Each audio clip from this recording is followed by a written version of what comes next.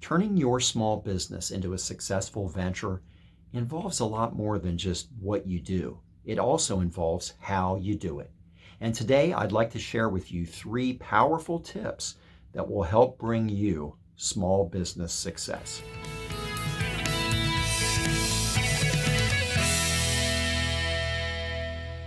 Hi there, I'm Mark from Valor Excel. Thank you so much for joining me today. At Valor Excel, we're committed to helping you do smart work. And if you're the owner of a small business or if you're someone starting a nonprofit, it can be overwhelming to try to decipher exactly what it is that you should focus on. Now, you may be incredibly adept at doing what you do, but how you do it is also critically important. And the 3 tips I'd like to share with you today can give you a real advantage over your competition because these are tips that are often overlooked. And I think the main reason that they're overlooked is because they seem very basic. But sometimes because they're basic, I think they get taken for granted. And people feel that they're either not really relevant or they simply discard them as something they'll get to later. But I implore you, if you really want to start getting your business on a firm foundation, listen to these tips and find ways to plug them into what you're already doing. Because many people overlook these things, you will have an automatic advantage over others, and you will have a much more clear perspective about how to get from where you are to where you want to be. Tip number 1, always practice clear communication. Now, you might say, Mark, of course I'm a good communicator. I own my own business. Well, you might be really good at what you do and you may not communicate well.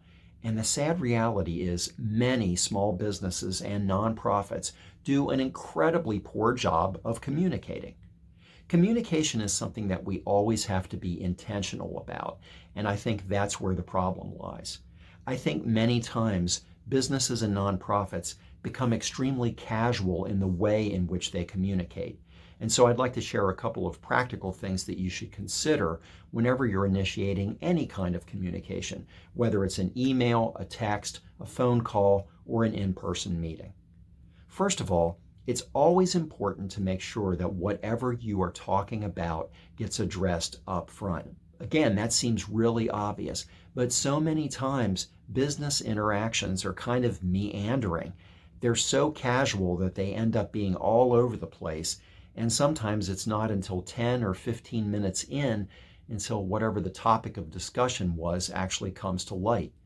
Now, the biggest problem with that is everybody is busy. You're busy. Your time is worth something, and time wasted is time you can't get back. So anytime you're initiating business communication, make sure that you lay the groundwork up front. This is what we came to talk about today. From there, you can spiral off and go into the details and talk about whatever else you need to. But that way, you're establishing a very clear expectation up front between you and the person you're communicating with about why you came together in the first place. One of the major areas where internal business communication can really break down is emails, and that tends to fall into 2 different categories. If you're the person writing the email, always remember this: nobody else is inside your brain. Have you ever received an email from someone who anticipates that you know exactly what they're talking about? And the email winds up being so high level that it's pointless. It usually requires a follow-up email because invariably you will have to write back and ask for clarification on what they thought they were describing in perfect detail. Now, on the flip side, if you're the person receiving the email, read the entire email. One of my pet peeves is when I send an email that I believe is containing the correct amount of information that I need to convey, and someone only reads the first paragraph, then reaches out to me and asks a question that would have been answered if they would have just read the whole thing. The second tip I'd like to share with you today is always care about what your customer thinks. Now, it can be painful, but sometimes the best input we can get into reshaping how our organization is maneuvering through whatever we're trying to do is by garnering feedback from the people that we're serving. Whether you use a survey or have a suggestion box, getting that input that you are specifically soliciting can be a real eye-opener, and it can be a game changer. You have to have a thick skin, and you have to be willing to receive that criticism with the intent of applying it to ways to better how you're doing what you're doing. If you can get over the pride issue and take to heart what's being said, you can draw conclusions about the effectiveness of your communication, the structuring of your programs or services, and whether or not you're actually meeting the needs of the people you're trying to serve. If you're not, or if you go on the defensive and simply decide that no one's going to tell me anything, you're doing a disservice to the people you're serving, and you're doing a disservice to yourself. The only way that you can ensure that you are actually fulfilling the mission and the purpose of your organization is to talk to the people who are on the receiving end. Don't sell yourself short on this one. I think many times businesses fail to do this, and sometimes they could dramatically improve their overall operations with just a little bit of feedback from the people who are experiencing whatever it is they're bringing about. And the third tip I'd like to share with you today is measure your outcomes, because every client or customer that you interact with will have had some type of experience with you.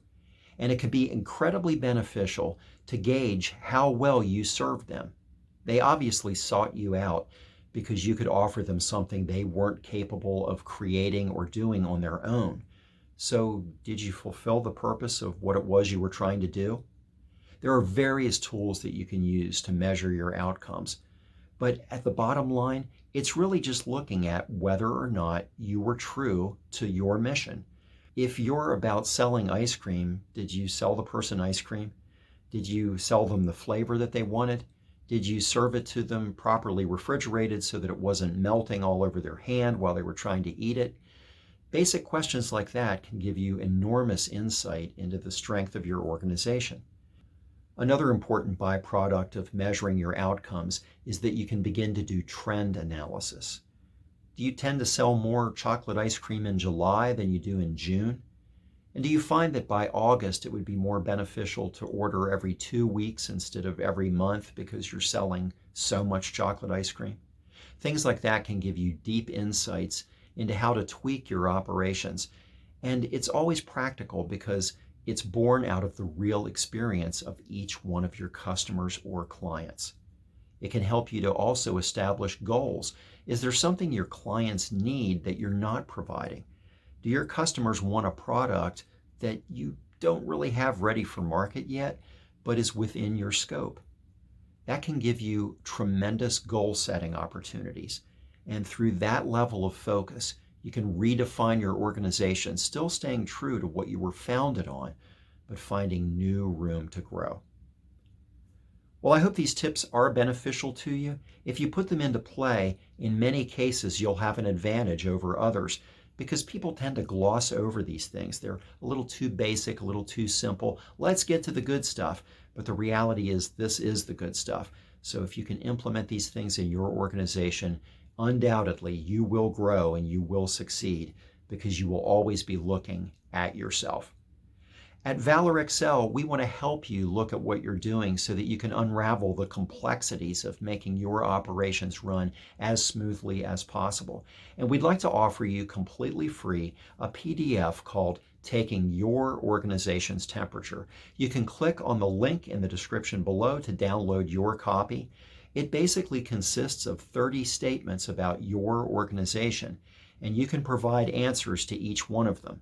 There's a numeric response based on what you answer, and if you tabulate them all up, the net result will be that you will find that you either approach your business from an inactive, a reactive, or a proactive standpoint. It can give you tremendous insight into what you're doing well and maybe what you could improve on. So be sure to get your copy today. If the tips I shared with you today are beneficial to you, please like this video and please do subscribe because we want to continue to bring more content to you. In the comments below, you can also let me know what have your experiences been in the realm of business communication, good and bad. I'd be interested to know what others have experienced. Thanks again. Please join me for the next installment. And remember, Valor Excel is here, committed to helping you do smart work. Goodbye till next time.